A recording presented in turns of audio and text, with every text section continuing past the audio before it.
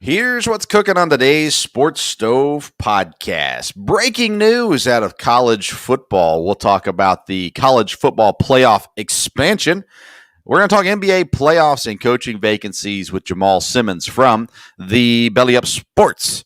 Then we're also going to talk some NFL football, some crazy stuff out of Houston, and a lot going on with baseball and rule breaking and cheating. We're going to talk about that. And we're going to close out the episode today with predictions for UFC 263. That's what's cooking on today's Sports Stove podcast. From Belly Up Sports and the Belly Up Podcast Network, you're listening to the Sports Stove Podcast with your host, Vince Stover. Welcome in to another edition of the Sports Stove Podcast. With me once again is the original Sports Stove, my dad, Dale Stover, back with us again today. And Dad's up in Ohio, and Dad, you said you got some of the crazy cicadas you're meeting up with during your day. Yeah, they're moving in quite a bit. Makes it exciting out on the road. All right, so we've got a lot to get to, but before we get to that, first of all, we need to talk about those who help us out on the podcast. And why don't you tell our listeners about Yeti coolers? Yeah, Yeti coolers. They're at home on the dock, in the boat, at the ranch, out in the blind, anywhere. And the new Tundra 65 is no exception to that. It can take care of holding your game out in the field, keeping it cool, or taking care of your drinks and your food for your backyard barbecue. And very versatile, and there's a lot of room in this cooler. It holds a limit of redfish or your prized brisket without even breaking a sweat. And you can get your cooler customized with your favorite college logo or Major League Baseball team. So that's a great deal there. Just click on the link in the YouTube comments or on the podcast notes. And that way they'll know you cooked up this great deal on the Sports Stove. All right, wonderful. And YouTube I didn't change the read for you, Dad. In the YouTube description is where you'll find the link, but also in the podcast notes there. And we sure appreciate Yeti coolers. We're actually working, Dad, I haven't even told this to you yet. We're working on a new sponsor as well. If we can finish this up and wrap it up, it'll be very exciting. But nonetheless, we are thankful for what we do have and Yeti coolers, and we'll talk about Skull Candy later in the episode as well. Dad, let's start with the breaking news of the day, college football. College football is massive, especially where, we spent a lot of time in Tennessee. I'm in Kentucky. In Ohio now, it's a different kind of football. It's second tier, Big Ten football over the SEC. But the college football playoffs it was announced the day that they are meeting and considering expanding the playoffs to a 12-team playoff. Do you have the information in front of you? Yes, I do. Give us a rundown. It'd be 12 teams.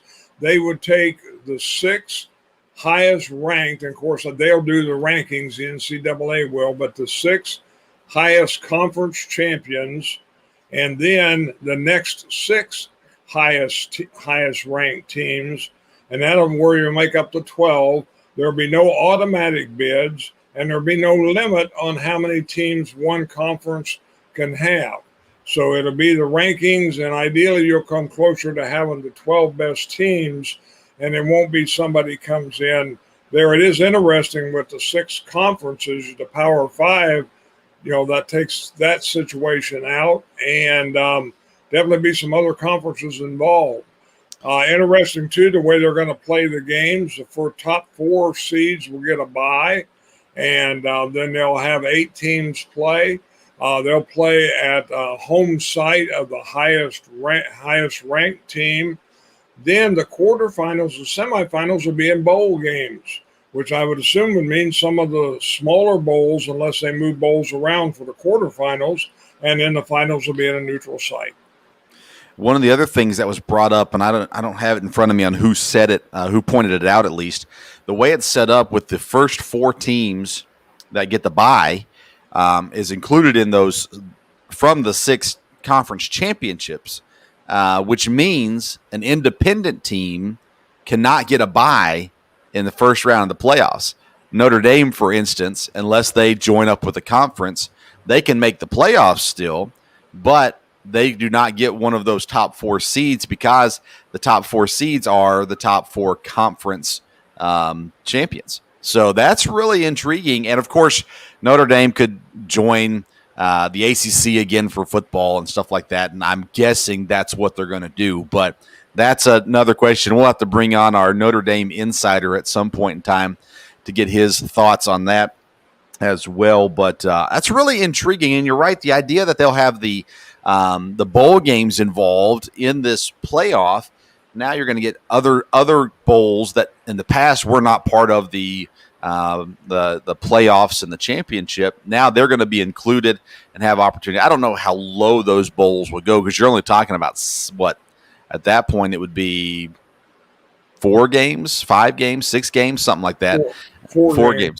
Yeah, so you're not going to go too low in the bowls to get those, I don't think. But that'll be interesting. That'll be something for those bowls to vie for. And then they say the championship game, was it the championship game is going to be on January the 1st? Or the playoff game, first round of playoffs. Yeah, it'll be roughly, I think, the same date. They're still going to work all that out if this gets approved as far as dates are concerned, but it would stay basically the same. When you talk about the bowls, it could be a lesser, either some of the bigger bowls. Everybody wanted to be on New Year's Day or New Year's Eve. They would have to move off of that to host one of these quarterfinal games, which might be worth their while to do that. Or it could be in a lesser bowl. All right, so it's being reported the quarterfinals will be held on January 1st, unless that's a Sunday. Then it'll be on January 2nd. Semis and title games dates will be determined. The playoff bracket would follow the selection committee's rankings and not be modified to avoid rematches. No reseeding of the brackets. So once it's set, it's set. And they will go on through from there. So that puts a lot of excitement there on January the 1st, the quarterfinals being played there. The first round will happen in a 2-week period after the conference title game. So they'll start pretty fast and get rolling through there as well. That's exciting. It's people have been calling for it. I think 2023 is the first year they'd be able to do this. So it's not happening this year, but to see that growth, because last year the conversation was around the Coastal Carolinas, the Cincinnatis, where in this setup, what we're talking about, they would have been in the playoffs. They were in that top 6 as conference champions and higher ranked than some other conference champions. So it's not all Power 5 conference champions. It's just the top ranked conference champions that are there. So that's interesting. Dad, last year you brought up the idea of a weekend of football that included the people who should have been included in the playoffs, but were not invited. The Coastal Carolinas, Liberty, maybe Cincinnati. I don't remember all the teams now that were there. But you mentioned that last year. The fans would like to see these people play, and with this setup, it seems like that might be headed down the road fast. Does this change if it goes into place, which we assume it will? Does this hurt the regular season for college football, or does it actually help the regular season for college football?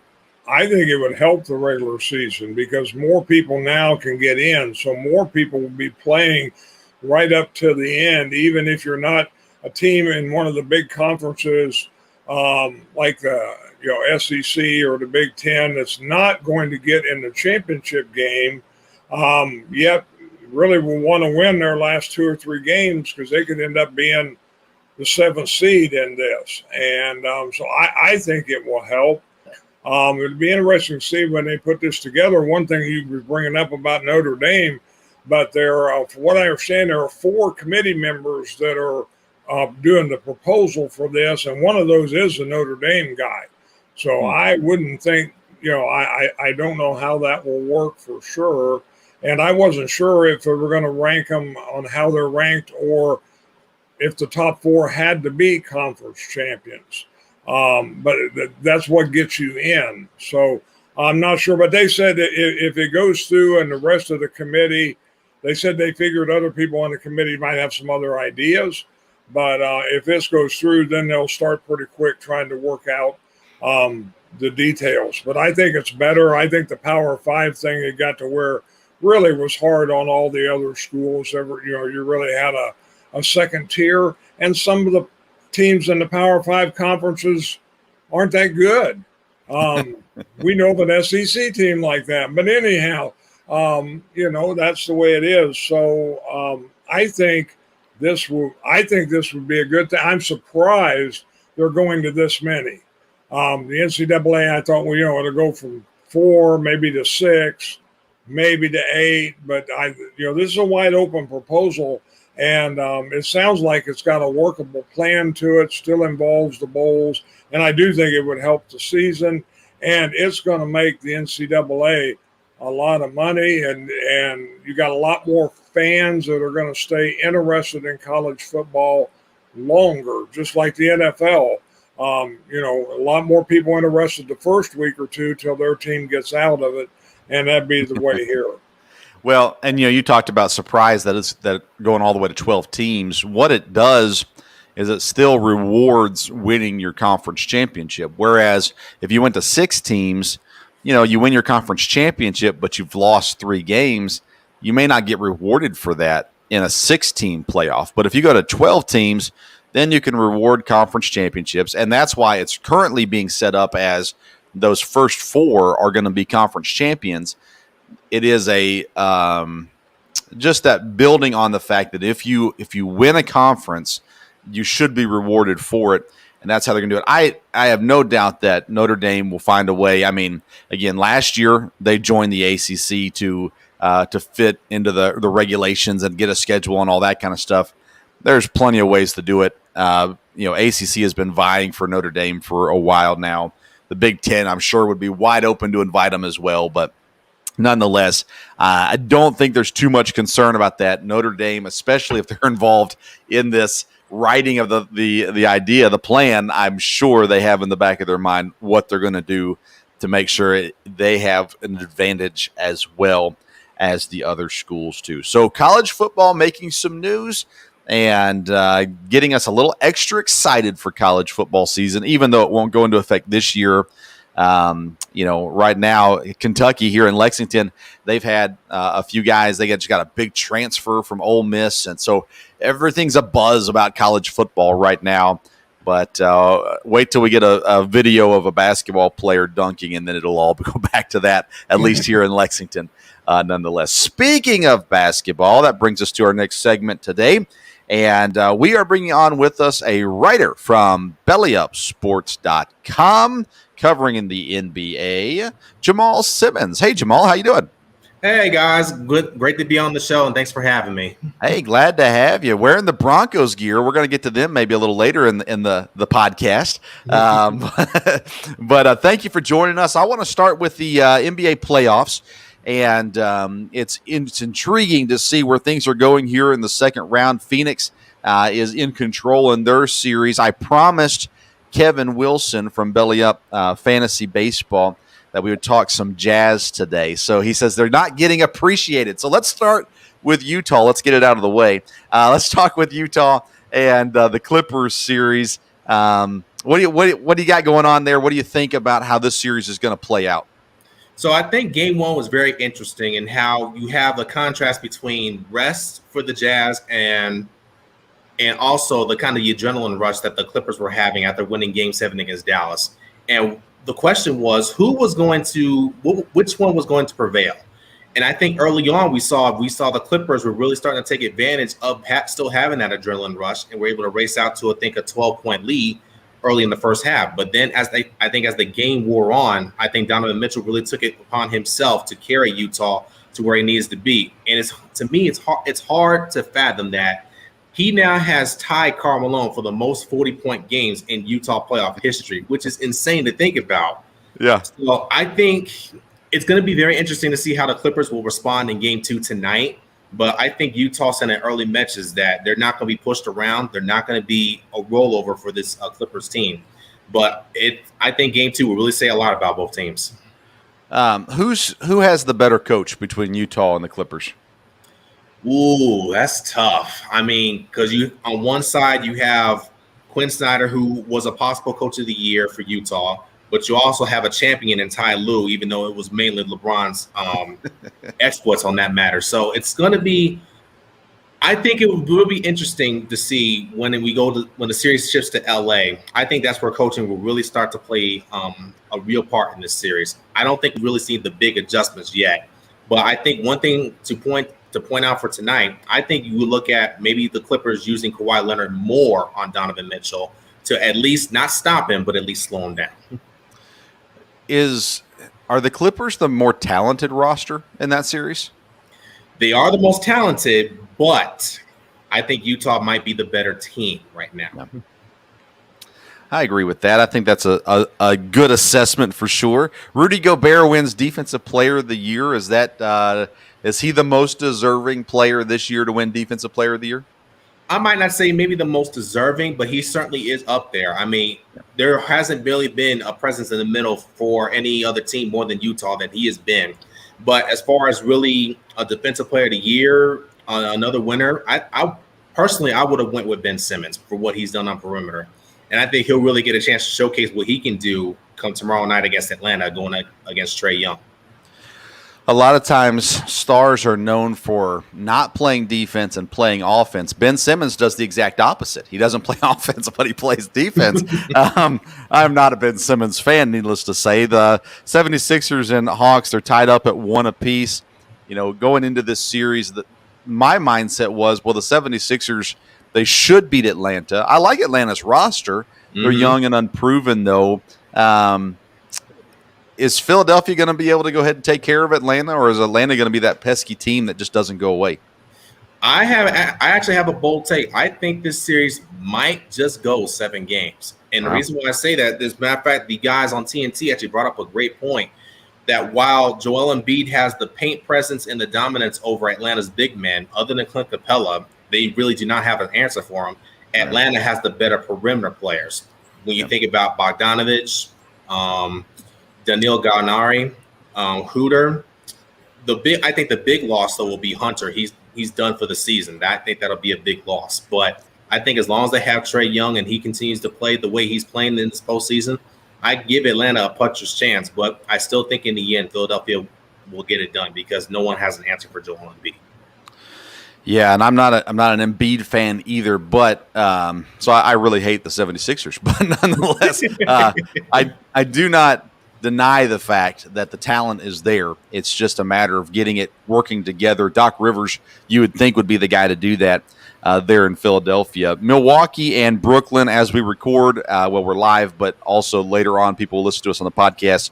The game is already in the second quarter. Bucks lead 30-18. Brooklyn up on the series 2-0. Everybody knows Brooklyn's talent level. There's no doubt about that. Giannis, man, this was a legacy building opportunity for him against Brooklyn, in my opinion. Yes. Does Milwaukee have any chance to beat Brooklyn? Yes, but it starts tonight. If they lose tonight, you might as well kiss those chances goodbye. So Giannis and Middleton, they really have to put their stamp not only on just this game, but for the rest of this series, because there are the two guys to really get Milwaukee going. And of course, the addition of Jrue Holiday was supposed to really give them that added scoring punch at the point guard position that they haven't had the last couple of years. So it's going to be incumbent on them. Of course, in tonight's game 3, they got off to a great start, but can they sustain it for the rest of the 48 minutes against a Brooklyn team that just seems to come at you from every angle? So if Milwaukee wants any chance, they have to get it done tonight.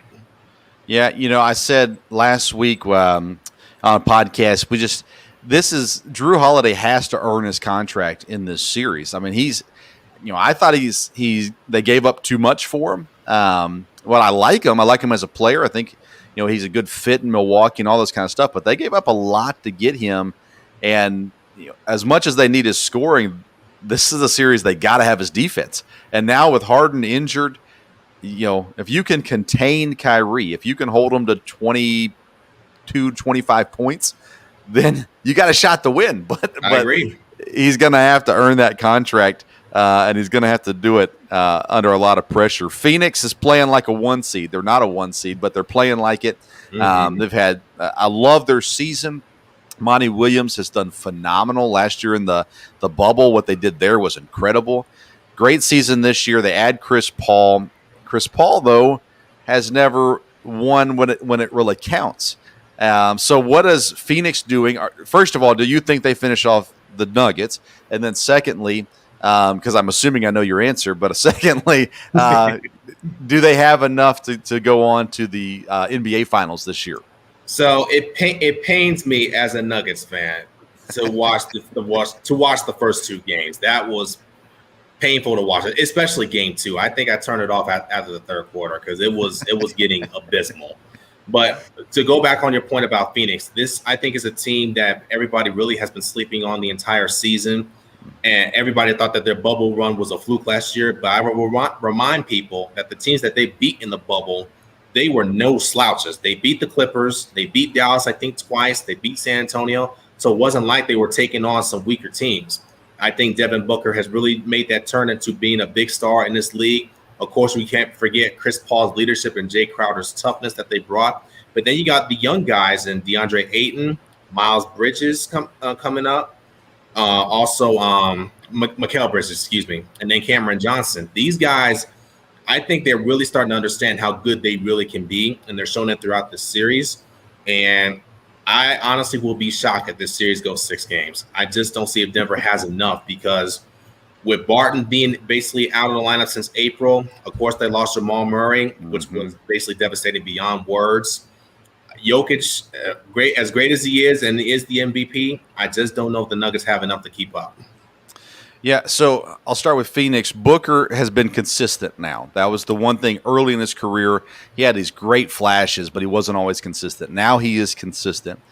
You mentioned Paul's leadership. Ayton has blown me away. I am so impressed with what he's doing, how good he's been, how consistent he's been defensively, how good he's been as well. I mean, he's not necessarily been shutting people down, but he's holding his own. And when the last series against Davis, now he's got a tough series against Jokic. For the Nuggets, once Murray went down, everybody knew, that kind of stinks. that's not going to be good. Not be good for Denver. But I think it sealed Jokic his MVP at that point because he played phenomenal after Murray was injured and before, but after Murray's injured. And me being a Kentucky fan, man, I just hated to see Murray go down. He's such a phenomenal athlete, a great player. And Denver, they seem like, they're just this close to being that championship team and legit contenders. And I think with Murray, they were at the very least a contender. But maybe they're still a piece away. Maybe they can find a way to move some of those guys they've been trying to move, it seems like, for 2 years now, and add one more piece there. Any prediction on going into the playoffs? I said, isn't it got to be the Lakers and the Nets? And obviously the Lakers aren't going to be in now.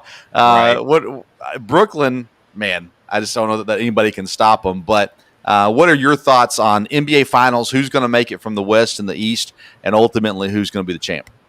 So I think right now, based on what's already happened, I actually have a bold take. I think it's going to be the Nets out of the East, and I think it's going to be the Suns out of the West. Okay. So I think that will be my finals preview right there. Wouldn't it be great to have Steve Nash and D'Antoni there against Phoenix? I was a Phoenix fan growing up and loved the D'Antoni years and the Nash years and those kind of things. And they were so close. They're kind of like that Denver team. And had it not been coming off the bench and getting suspended and the cheap shots and whatnot, maybe they would have had their title, but they didn't. So I think that would be really cool to see Nash and Mike D'Antoni against Phoenix in the championship. That'd be fun for sure. I want to talk real quick about the coaching vacancies in the NBA.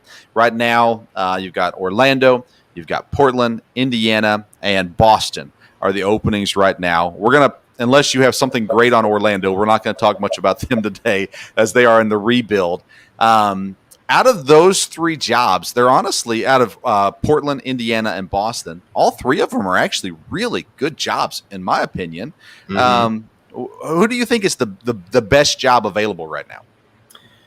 Ooh, that's tough. I mean, based on what I've seen throughout these playoffs and actually the last couple of years, I think the best job, honestly, would be Portland because of all the talent they have. But as I stated throughout their first round series against Denver, like they have great offense, but they can't even stop a nosebleed. So that would be the one concern there. Of course, in Indiana, you have Sabonis there, and you have Chris LeVert coming off the scary heart incident. Hopefully, he's doing all right. But I think that'd be really intriguing for folks to at least take a look at. Also, Boston is, I wouldn't say that they're in a state of flux, but they definitely have some decisions to make as far as Jaylen Brown and Kemba Walker as well. So I think really the best job right now will probably be Portland, but you're going to have to there's going to be a lot of retooling as far as that roster is concerned, because I'm not sure what they're going to do about Melo and his cancer, and also Norman Powell. They're all free agents, so it's really going to be interesting to see what they do this coming off season. Yeah, and there's a lot of conversation about maybe CJ McCollum getting traded in Portland as well. Of course, there's been some talk about Lillard, but I think that's from the fan bases that want Lillard. I don't think that's coming from Portland. So as the roster sits currently, yeah, Portland's a great position. They need to get a coach before they start making moves and stuff so they know what's going on there. Indiana, you talked about, Sabonis is really – he's proven himself as one of the top big men in the league right now. Not the top, definitely, but he's up there. And then you got Brogdon, who's an interesting player as well. Karis LeVert, the shooter, and there's some, and you have a fan base that's pretty solid there in Indianapolis as well. And then Boston, Tatum and Brown, if they're both still there, you're talking about Marcus Smart. I think Smart's a free agent this year. And they don't have a big man. They need a big man in Boston as well. And you're right, you don't have any idea what kind of front office guy Brad Stevens is going to be, what direction they're looking to go. Indiana did come out and say they're looking for an experienced coach. They're not wanting a newcomer in. My first thought went to Jason Kidd. Kidd came out very quick and said, I'm not taking the Portland job. I don't want to be considered for the Portland job. My thought was he's already got a promise from somebody, whether it be Boston, whether it be L.A. If for some reason they moved on from Vogel, I'd be surprised if that was the case. But, we've heard LeBron, he really likes Jason Kidd. So, LeBron's gotten coaches fired before. So, well, I do have one name I think would be very interesting for Indiana. I think that would be Terry Stotts. I think that would be a very interesting fit there. He's a great coach. I like that. I like that a lot, actually. What are these other young guys out there? There's been a lot of talk about Chauncey Billups, of course, as an option. You think you got to look at – I've heard Sam Cassell's name come up as well. So these retired point guards and things like that. Are there any other up-and-comers, that we should be watching out for? Those were really the two names that I was focusing on, Chauncey Billups and Sam Cassell. But I think another guy who I wish would get another chance as far as coaching-wise, I think Alvin Gentry. He has been one of the more respected guys in the league. I think he got a raw deal with Memphis all those years ago. I think he deserves another chance. But I do want to give a shout-out to Nick McMillan of Atlanta for what he's done for the turnaround there. I think Indiana did a raw service to him, literally giving him an extension and then firing him after they got swept by Miami, which was blasphemy to me. Yeah. But I think Indiana, if they had a chance to do it over again, I think they would do things a little bit different. 100% for sure. Mike D'Antoni's the other name that keeps popping up there. Portland has been connected to D'Antoni, which I think, man, again, you're not going to get any defense out of him. But D'Antoni in Portland with Dame Lillard, CJ McCollum, Covington, Nurkic, that'd be an interesting thing as well. All right, last question for you. Like we said, right now the Bucks, the Nets are coming back. It's 32-26 right now. Their Jazz and Clippers play later on tonight. By the time most people listen to it, it'll be over. But give me a prediction tonight.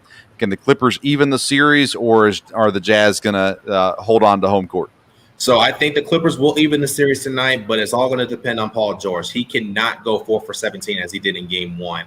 And honestly, I think now that I actually got to saw him a little bit in Game 1, I think Ty Lue needs to play DeMarcus Cousins a little bit more. Yeah, he was able to give him a little small spark there, and I think he could actually Gobert a little bit of trouble actually pulling him away from the baskets because he can shoot the three and he can also drive around him. So I think that's something that Ty Lue will employ a little bit.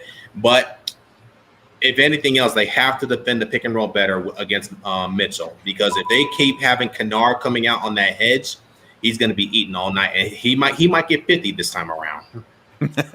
It's very possible. We are the Sports Stove podcast is strong supporters of Boogie Cousins, and me and Dad, we had better seats than Jay Cutler watching Kentucky and Vanderbilt, John Wall and DeMarcus Cousins year.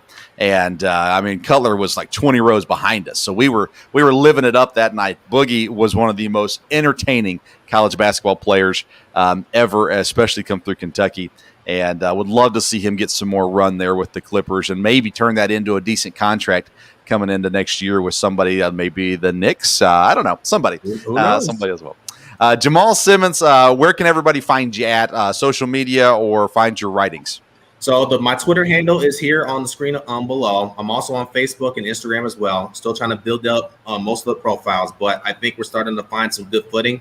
But those are most of the sites I'm at. And also, just for any other followers, I'm mostly on the mid-range. We have a lot of fun when we're talking ball. So whenever you want to come out and listen, please do. It's always a ball when we're on.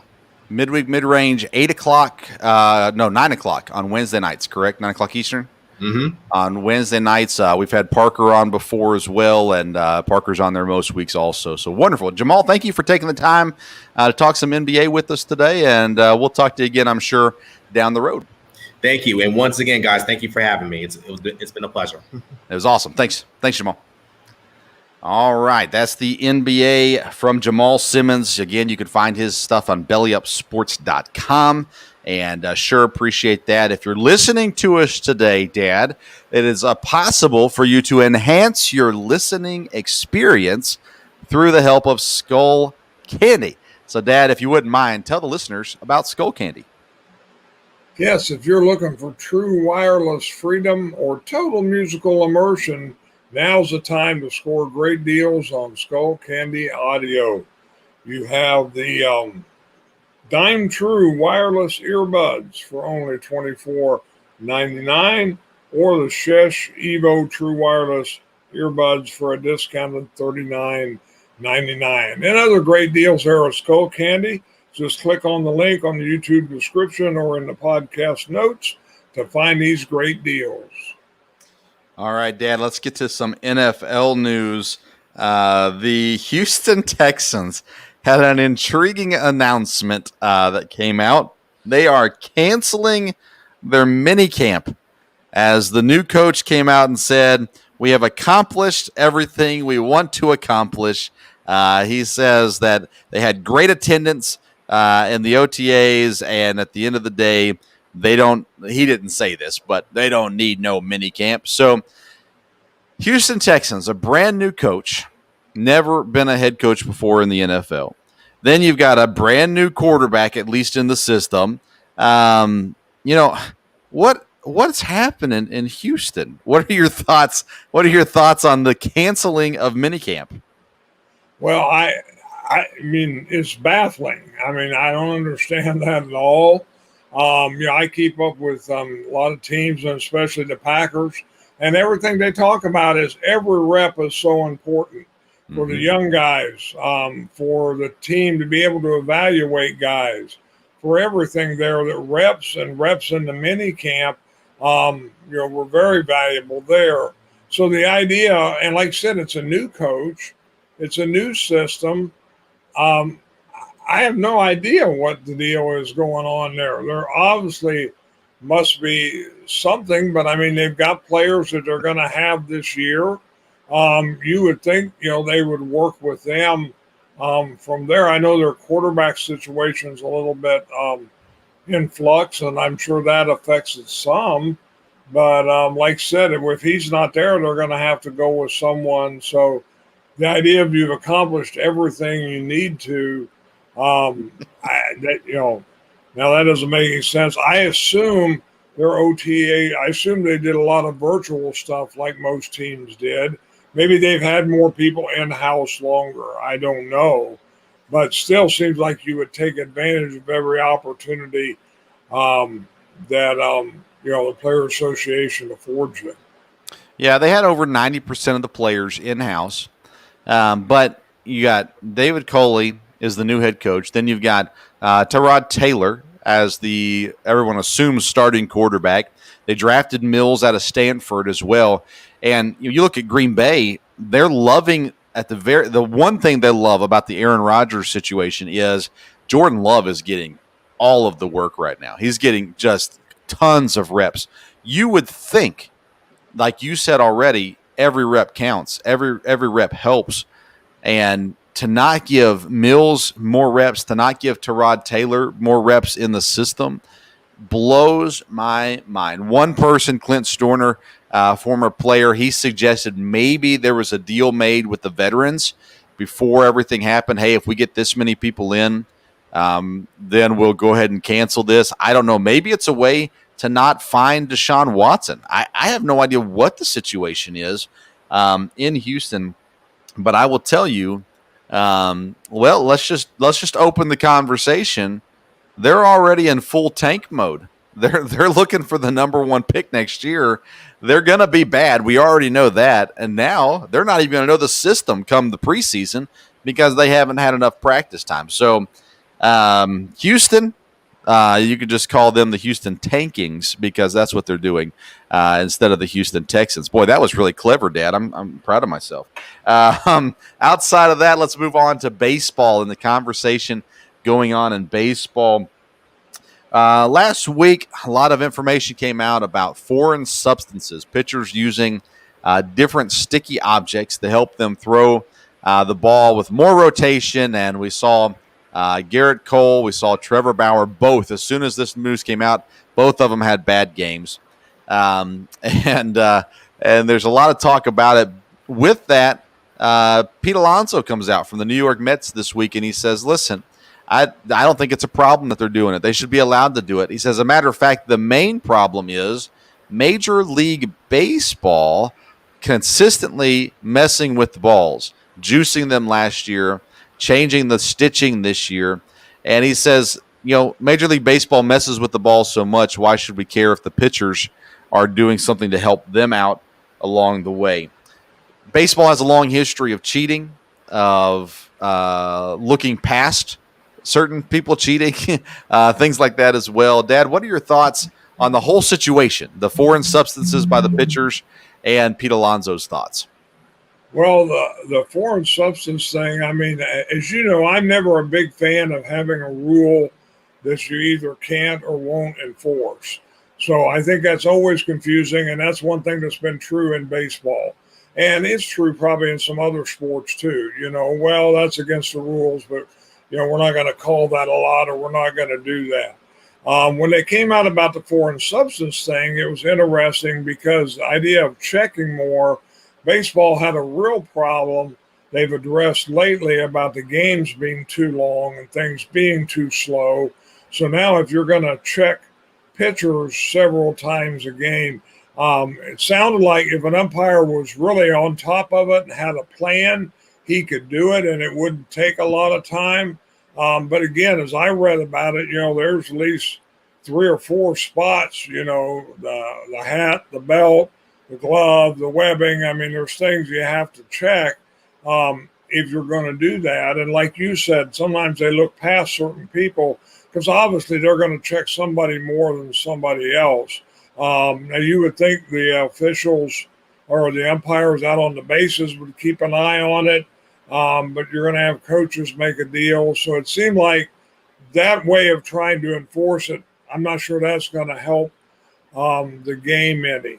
The idea that, the comments about conspiracy theory and they're trying to do things to, hurt free agents, I don't know. Baseball's reputation, is not pearly white. So, what is going on, and not a good relationship with the players and the owners. Everything could easily be headed for another work stoppage. And, there's not goodwill among everybody. I was surprised to hear a batter say, hey, let the pitchers do that. That's okay. But his deal was it's safety, and they're throwing so hard, I don't want it slipping out on a guy. So that was interesting there. And of course, he was very point blank about it. Do other players think, well, it's a fact? Well, so I don't know. Just when baseball kind of get things going, there's always problems there, and they don't have everybody back in the stands yet. I don't know. I don't know where baseball is. There's some good baseball and exciting races going on. Yeah. So Major League Baseball is the worst run of the major sports out there. It's just not done well. They dropped the ball last year during the COVID shutdowns. They had an opportunity to be the sport out there.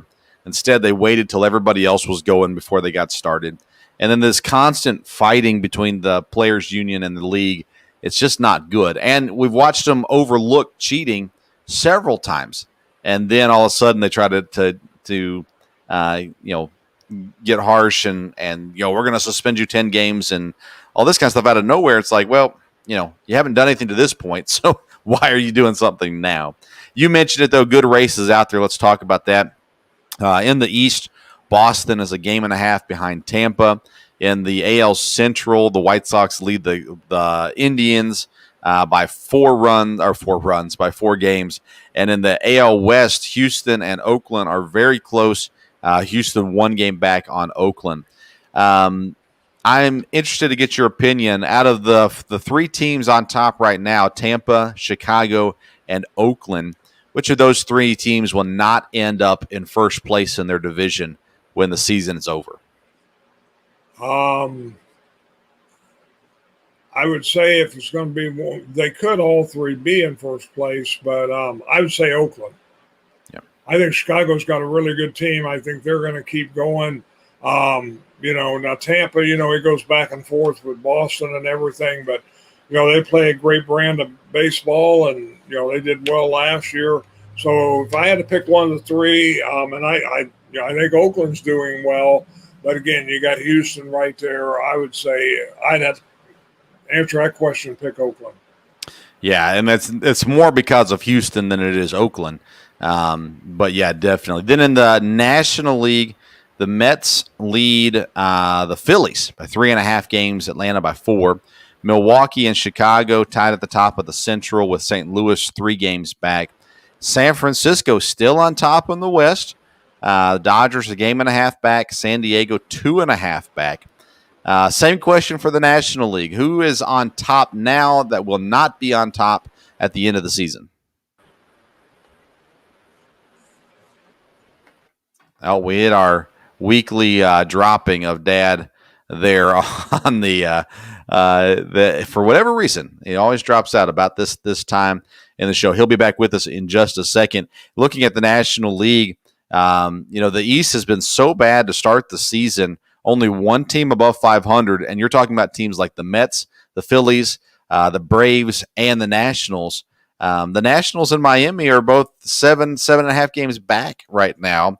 So the Nationals seem to be out of it. But that division has not been strong to this point. The Mets, though, are currently leading. Central is wide open as well. You got Milwaukee and Chicago currently battling it out at the top, but St. Louis has been there as well. All right, we got Dad back with us now. So I'll ask the question again. In the National League, which team that is currently on top, the Mets, the Brewers and Cubs, or the Giants, will not be in first come the end of the season? Well, strangely enough, there's probably a chance all 3 of them will not be. Of course, the Central is very close right now, so it's hard to say. I think, again, between Chicago, Milwaukee, and St. Louis, everybody's going to rotate around there. I'm so excited that the Giants are doing well, but I don't know that they can hold on. They are playing well, though. It's not a matter of the Dodgers and the Padres playing poorly. They all have good records there. But I don't know that the Giants can make the playoffs. I don't know that they'll win the division. Right now, the Mets are stronger over there. A couple teams we thought would do well Philadelphia and Atlanta have not. But the Mets look in good shape right now. But I think that one's wide open. We get the All-Star break, maybe we'll have a little better idea. But we'll see. No one has scored less runs in the National League than the New York Mets. New York Mets have 209 runs scored. Next is Pittsburgh with 213 runs scored. So the Mets are the worst offensive team currently I'm looking in Major League Baseball. They're the worst team in Major League Baseball right now as far as runs scored goes. But they don't give up runs either. 192 runs against. Also, that one is best in the league, as DeGrom has been a major reason for that, of course. But they're not scoring runs, and you're going to have to score runs at some point in time. So maybe Philadelphia or Atlanta catches them. You're right in the Central. I've said from the beginning of the season, I think St. Louis wins that division. I'm happy that Milwaukee's on top right now. And then San Francisco, again, it's kind of like that Oakland-Houston. It's not so much about San Francisco as it is the Dodgers. I mean, you're talking about runs scored. The Dodgers have scored 30 more runs than San Francisco this year. And San Francisco has allowed less runs, so that's positive for San Francisco. But the Dodgers and the Padres, both really good. Hard to see San Francisco holding on there. Surprises so far in the standings right now. The obvious ones bad as far as bad records go is Minnesota. They've been just incredibly bad this year. What team, though, has stood out to you as a surprise in Major League Baseball this year? Well, I mean, obviously the Giants, I think, to an extent, and the Red Sox, as you have said before, most of those have done much better. Kansas City, why they're not right in the thick right now, I think was better than we thought they would be, or what most people thought they would be. I don't know if people thought the Cubs were going to be up there at the top right now either. So as far as doing well, like you said, Minnesota is probably the one that's disappointing. But I looked today, and the worst record or the lowest team in baseball is Arizona. And I don't think that was what you were thinking either from there. So, again, it's about where it was the last time we looked at this, 15 above 500, 15 below 500, just 3 teams, 600 or above. So, again, I think it'll be interesting this month, and it'll be real interesting when we get to the All-Star break and see where it is from there. We'll be having Kevin Wilson on with us, fantasy baseball writer for BellyUpSports.com. That'll probably be in 2 weeks. Next week's going to be a pretty busy week, so I'm not sure that we'll get midweek episodes, Tuesday and Thursday episodes next week or not. But we will be back on Sunday, 4 o'clock in the afternoon, more than likely. Be back here live on YouTube, and then, of course, the podcast version as well. Dad, I want to close out the episode and talk some UFC, a massive card this weekend. UFC 263, 2 different belts on the line.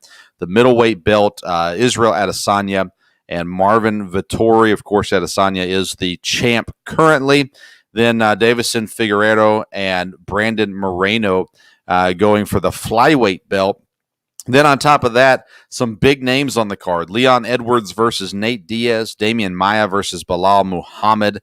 The Paul Craig, Jamal Hill fight actually should be pretty interesting. And Drew Dober, Brad Riddell there as well. All going to be interesting fights. Those Dober and Riddell will be kind of the main event on the undercard or the prelims there as well. So I'm just going to give my picks real quick. And these are guaranteed to be correct, of course, as always. Israel Adesanya, he is the favorite over Vettori. A lot of people are like, boy, I think you got to watch out for Marvin Vettori. Sure you do, but Israel Adesanya may be the best ever before it's all said and done if he stays in his weight class. He is coming off as a loss, but that loss was when he moved up a weight class. So I think Israel Adesanya takes care of Marvin Vettori, I'll say in the 3rd round on Saturday. Between Davison Figueiredo and Brandon Moreno, Figueiredo, the champ, is the favorite and we'll lean with that as well. We'll go Davison Figueroa. We'll give it to him in the second round over Brandon Moreno. Leon Edwards versus Nate Diaz. The fans like Nate Diaz, but Leon Edwards is too good of a fighter. Leon Edwards, the massive favorite, will beat Nate Diaz and get himself a title shot in the welterweight division. Bilal Muhammad, the favorite over Damian Maia, and I understand why, but Muhammad, I think, is overrated. So we're going to go with the savvy vet, 42-year-old Damian Maia, the underdog, over Bilal Muhammad. And then in the first fight of the main card, Jamal Hill versus Paul Craig. Hill, the favorite. He is undefeated, 8-0 as a professional. Paul Craig, 14-4-1. We are going to go with the favorite in that one, Jamal Hill, as well. A few other fun ones for you. We'll go Riddell over Dober. We'll go Eric Anders over Darren Stewart as well. There are several other good fights in there. I was going to highlight some Canadian fighters since we've had two Canadians on the show this week, but I didn't have time to do enough research on them to give you a studied opinion on that. So UFC 263, it's on pay-per-view. I will not watch it live because I'm not going to pay for it, but we will see the end results there and an absolutely stacked card for the UFC this weekend. All right, don't forget about Yeti coolers and Skull Candy. If you need a cooler or some drinkware, you can go to Yeti Coolers. Use the link in the YouTube description or the podcast notes. And Skull Candy, you can get a great set of headphones or earbuds for really reasonable prices. And you know Skull Candy, they are a valued brand. You can click on the link again in the YouTube description or the podcast notes, so that way they know that the Sports Stove sent you. And get yourself a new set of headphones or earbuds as well. Dad, this has been a fun episode. We got to talk college football. We got to talk professional football, some basketball, some UFC, some baseball. Kind of covered it all today. Big shout out to Jamal Simmons. Thank you for coming on. Did a great job covering the NBA. Looking forward to having him back on as well. All right, Dad. The plan is Sunday. We'll be back live on YouTube, 4 o'clock Sunday afternoon. And of course, for the podcast following that as well. And then we'll announce then what's going on the rest of the week, as there's just going to be a lot happening here that next week. So we'll see about that. But we've got some great guests lined up coming up again in a couple weeks, and excited about what is ahead. So make sure you are subscribed. Feel free to rate, review, and if you would do us a favor and share if you enjoyed the episode today. Tell your friends about us as well. The Sports Stove Podcast. You can find us on Twitter at Sports Stove, Facebook, The Sports Stove Pod, Instagram, The Sports Stove Pod, and of course, if you're watching us now, you already know, but on YouTube, The Sports Stove Podcast as well. Thank you so much for tuning in to the Sports Stove Podcast tonight. Until next time, we'll see you